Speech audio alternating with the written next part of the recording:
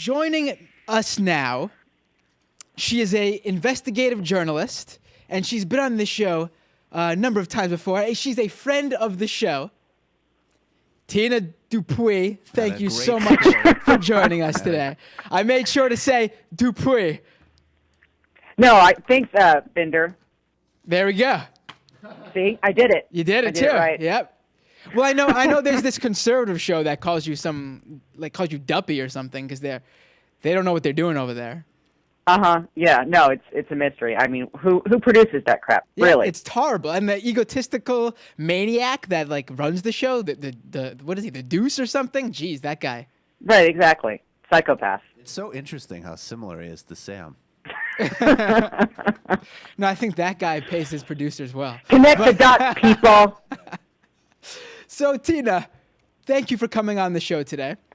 And I wanted to have you on because as more of these Republicans throw their hat into the 2016 race and enter the clown car, we had Ted Cruz call shotgun in the clown car, and he was the first to enter say he was running for president.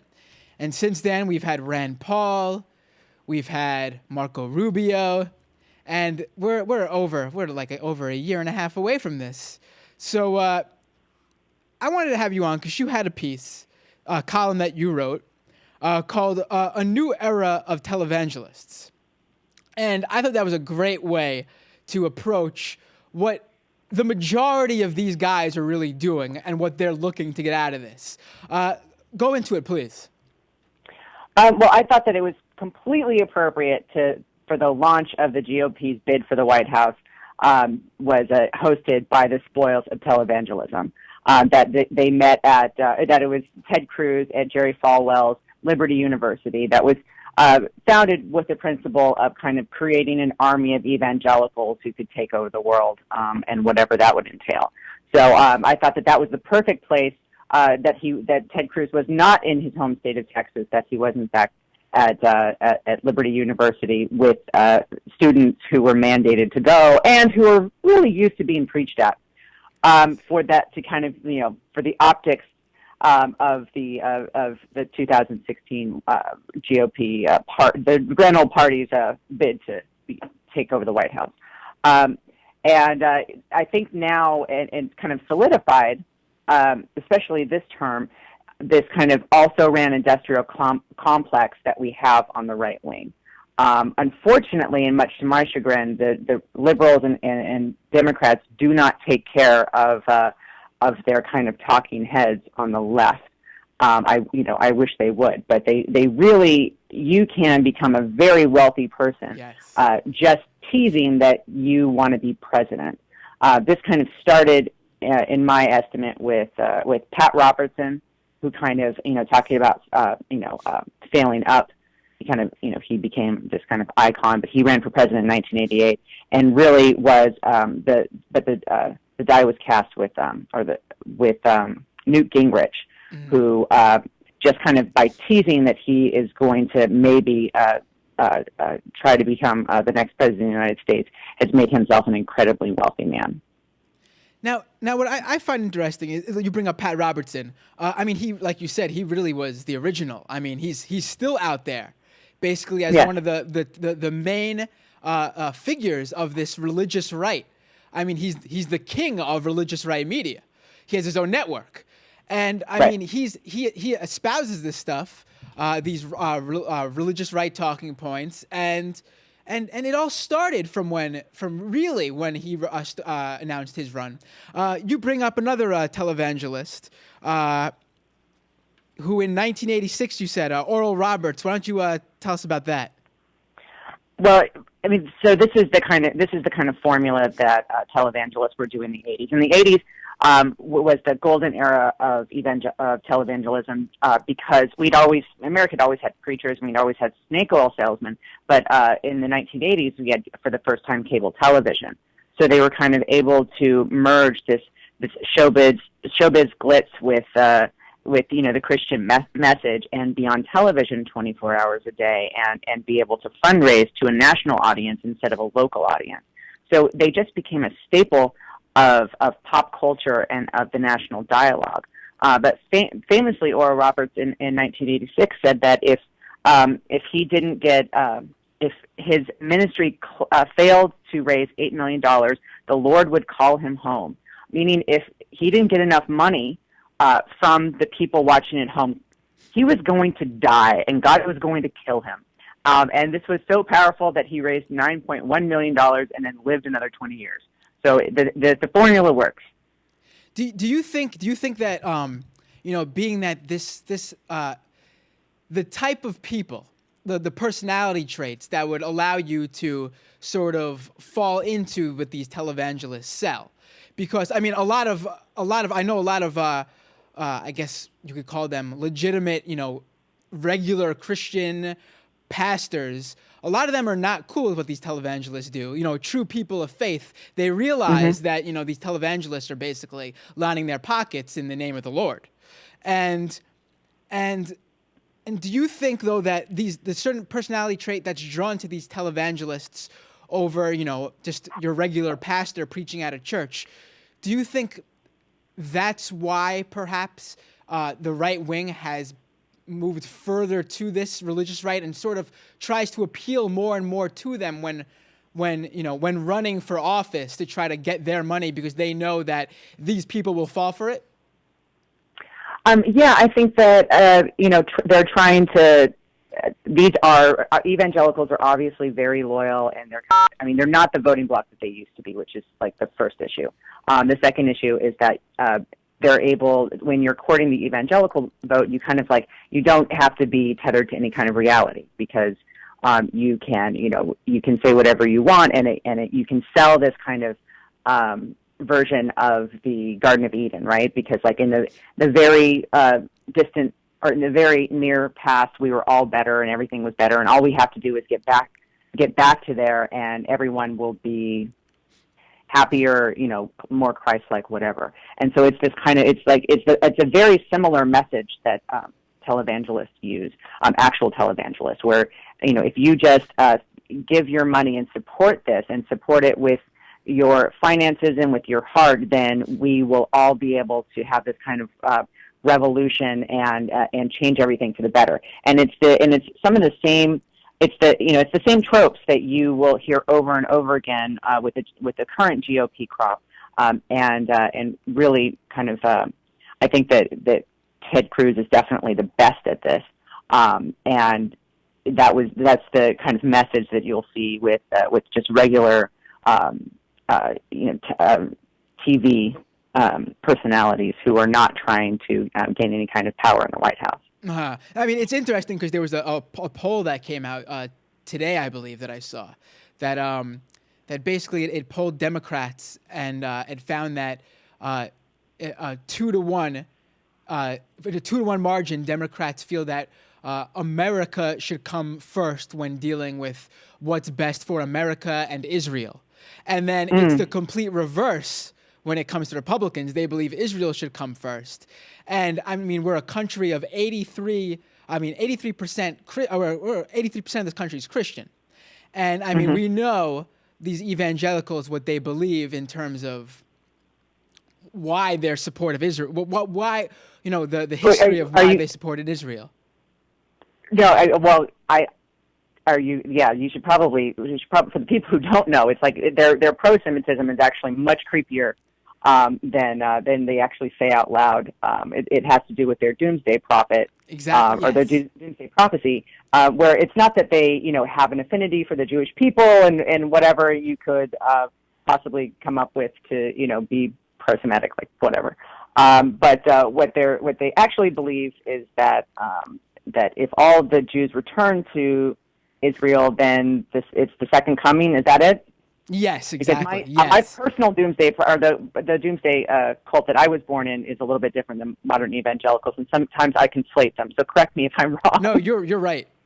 Okay, that's what evangelicals believe. Because the doomsday prophet that my parents followed was a little bit different when it came to the Jews in Israel. But right. So they're kind of like they're supportive of everything, because they believe that Netanyahu is basically the king of the Jews, which is again another problem with evangelicals. just not quite believes that understanding. too. Michael says geopolitics. he believes that too. Yes, that he is the king of the Jews. Yes. Okay. No, because I bring that up because this specific group of these evangelicals, they've taken over the Republican Party. I mean, we could only have to look to just last election cycle to see 2020 last presidential election cycle 2014. But I mean, just look at the last presidential race, how far some of these guys who before would not have got Rick Santorum getting where he got. Newt Gingrich was well far into the race because he had Sheldon Adelson's money. And I mean, this is a world where, before that, these guys would not have been able to get so far. And I mean, the reason they get so far is because the money pours in. And the reason that money pours in is because, like you lay out, they're becoming this era of new televangelists where they're preaching to this group who's basically funding their lifestyle, and whether or not they actually believe they could become president, that's not the point of really their campaign. Yeah, I mean, they're running to be wealthy figures in the conservative movement. They're running to get higher speaking fees. They're running to sell a book. I mean, they don't.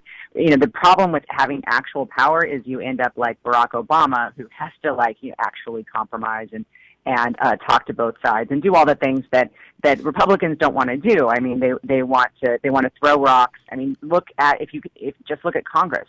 They actually have both houses in their power, and they can't even get their own bills passed. I mean, this is not. They don't want to govern. They just want to.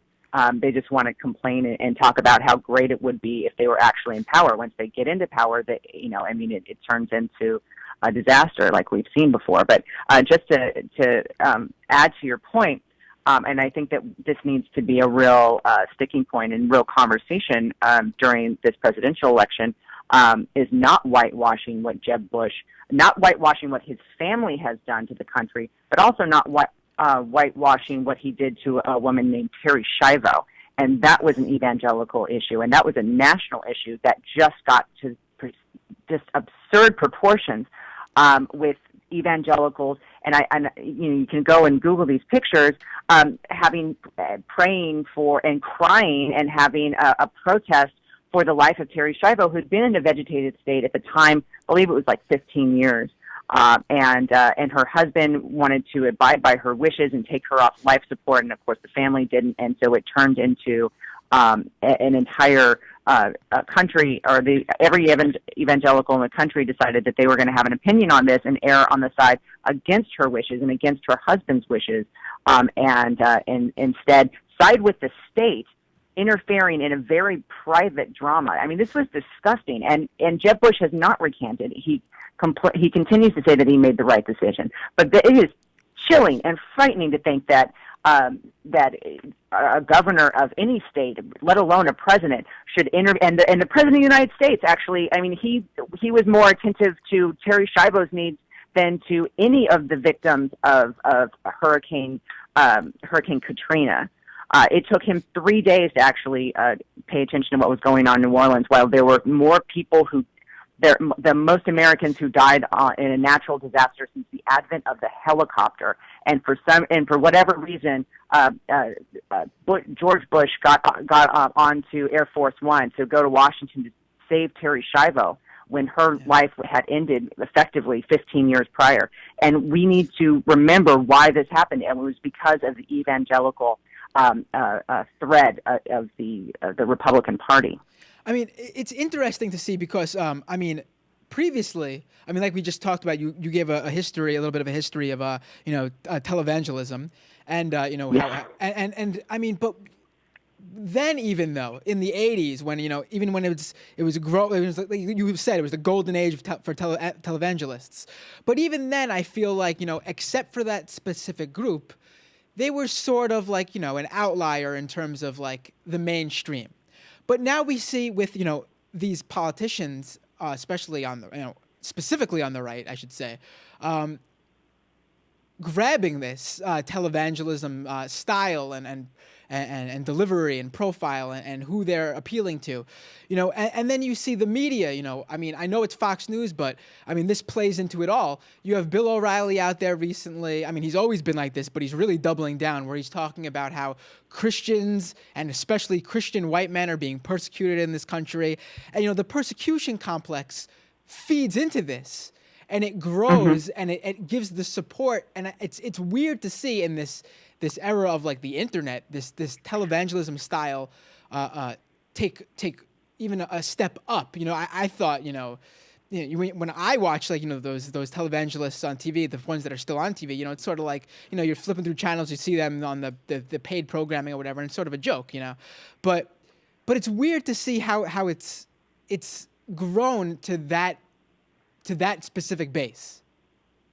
Right. The Christians in this country, it's easy for leaders and people like Bill O'Reilly, kind of talking heads, to sell American Christians on the idea of they're being persecuted, even when they're persecuting other groups. Like you think after so many, I'm sorry, I'm just going to add, like you think after so many decades of this televangelism, at some point, these people would have gotten, at least a number of them would have seen into the scam, but instead you're seeing it grow. I'm sorry, continue.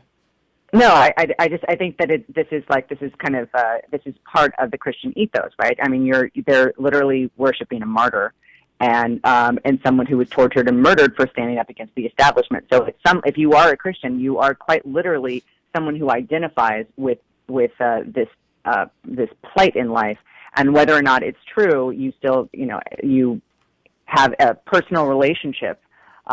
Depending on what sect you're in, but a personal relationship with someone who stood to the establishment and was crucified for it. So I mean, this is part of the sales pitch, right? Where you can we're under attack, and this is what you need to do, because when people are afraid, they're malleable, and they can get them to do whatever they want, even empty their coffers into incredibly rich, wealthy people's. For our discussion, super PACs, and that's what you're seeing.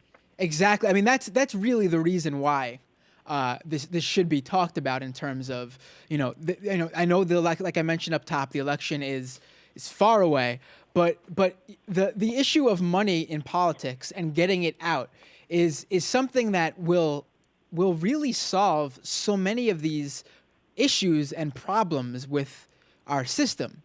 And the fact that these right-wingers who for the most part are entering the race for their own personal gain, they have no chance at winning, but they're able to use the system to really hurt the system and the people within that system. And I think, it's just not talked about enough in the terms of how let me rephrase that. It's not being covered enough in terms of the money in politics. That's what I'm trying to say. And not just the money that goes into elections to be able to have boots on the ground, like during the Obama campaign. They had a really impressive kind of mobilizing force, even in red states. When we talk about money in politics, or when this discussion that we're talking about money in politics, just to be clear, it's not the money that it takes to run a campaign. It's the money that's in Sarah Palin's super PAC that's never gone to anybody, exactly. To any other candidates, but has managed to go to something that is probably legal.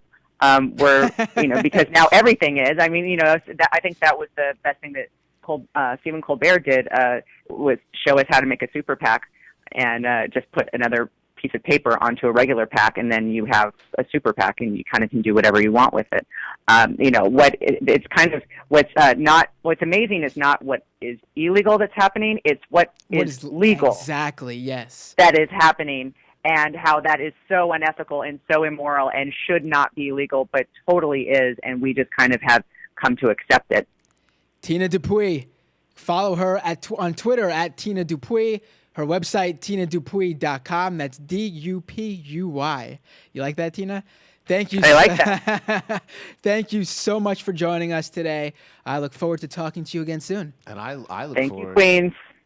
Like, I look forward to figuring out how to make this career transition. Yes. Thank you, Oh, Tina. yes, exactly. oh, I know. Sounds We've lucrative. done everything wrong with our lives, really. Well, there's still time, Tina. We can brainstorm this.